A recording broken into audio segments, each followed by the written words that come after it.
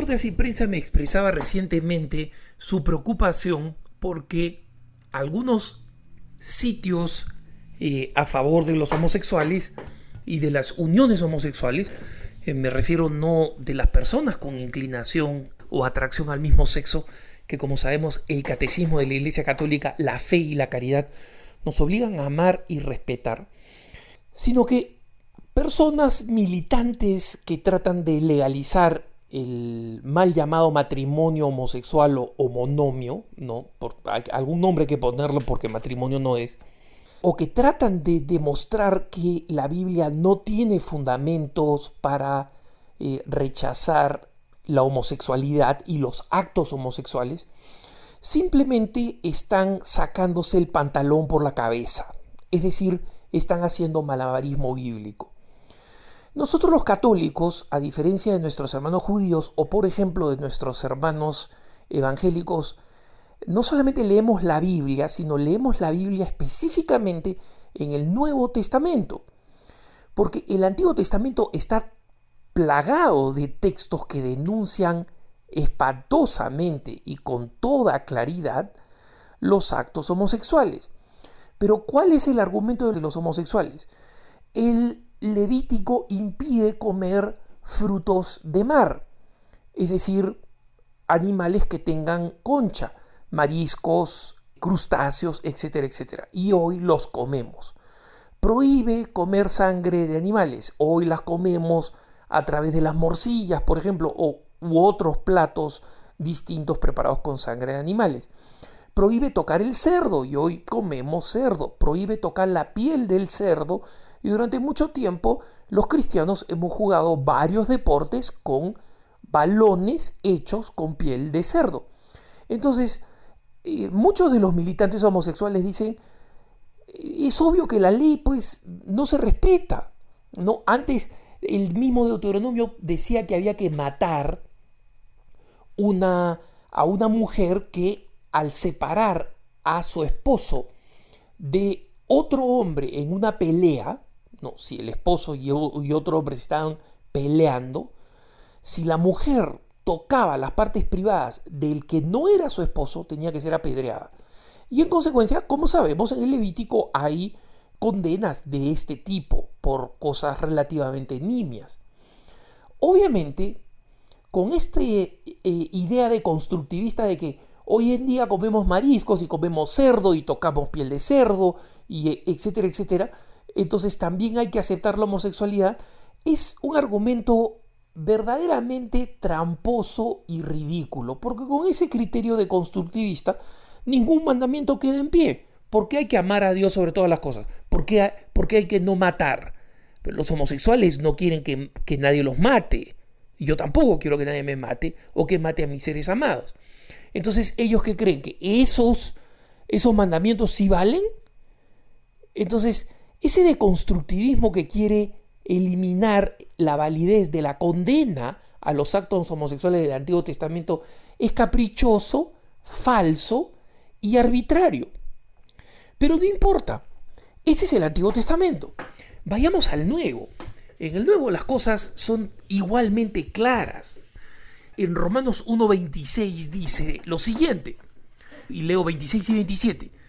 Por esto Dios los entregó a sus pasiones desordenadas, pues sus mujeres cambiaron el uso natural por el que es contra natura, y de igual modo los hombres, dejando el uso natural de la mujer, se encendieron en su lascivia, es decir, lujuria carnal, unos con otros cometiendo actos vergonzosos, hombres con hombres, y recibiendo en sí mismos el castigo debido a su extravío. O sea, no hay vuelta que darle a este texto. 1 Corintios 6:9. ¿No sabéis que los injustos no heredarán el reino de Dios? No os equivoquéis, ni los fornicarios, ni los idólatras, ni los adúlteros, ni los afeminados, ni los que se echan con varones, o sea, los que tienen relaciones sexuales con otros hombres. Esos no se van a salvar.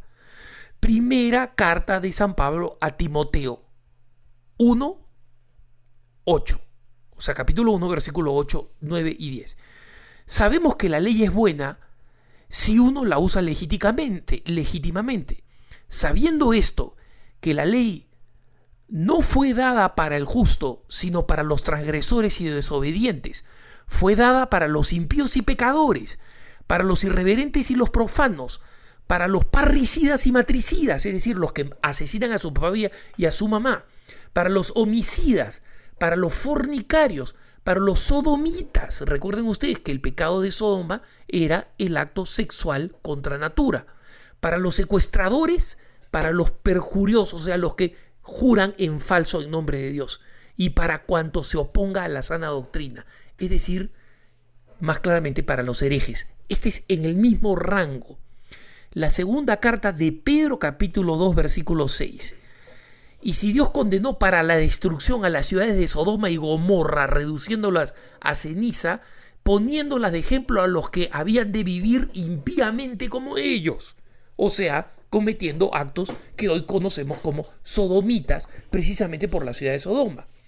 Judas, el último libro del Nuevo Testamento antes del Apocalipsis, capítulo 1, versículo 7. Como Sodoma y Gomorra y las ciudades vecinas, las cuales de la misma manera que aquellos, habiendo fornicado e ido en pos de vicios contra natura, o sea, los actos homosexuales, fueron puestos como, por ejemplo, sufriendo el castigo del fuego eterno. Entonces, estoy mencionando solo las citas del Nuevo Testamento, hermanitos.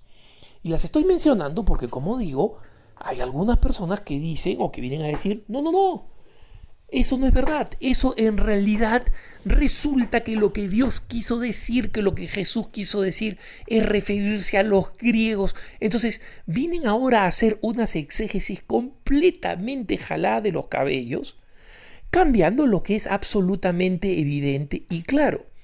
Y en esto nosotros coincidimos plenamente con nuestros hermanos, los evangélicos, que interpretan el texto bíblico tal como es, que es lo que hacemos los católicos, tal como es. Si las Sagradas Escrituras, San Pablo dice, ni los afeminados, ni los que se acuestan con hombres, hombres que se acuestan con hombres, entrarán al reino de los cielos, ¿quién le puede dar vuelta a ese texto? Y hoy en día hay grupos de homosexuales cristianos que quieren tratar de justificar diciendo que en realidad la verdadera interpretación bíblica es tal o cual, haciendo verdaderos malabarismos y sacándose la camisa por los pies y los pantalones por la cabeza, es decir, tratando cosas imposibles. Pero bueno, no es la primera vez que van a distorsionar la Sagrada Escritura, ni será la última. Los católicos solamente tenemos que ir a los textos. Y una vez más, como he dicho en otras ocasiones, pensar. Mira los textos que he citado, hermanito. Mira los textos que he citado, hermanita.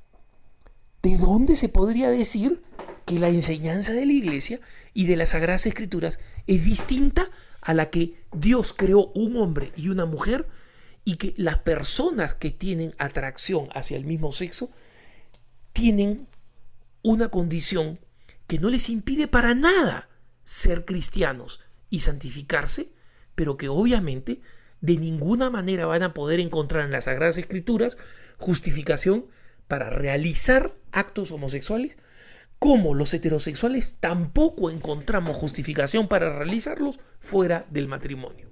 Que tengas un buen día.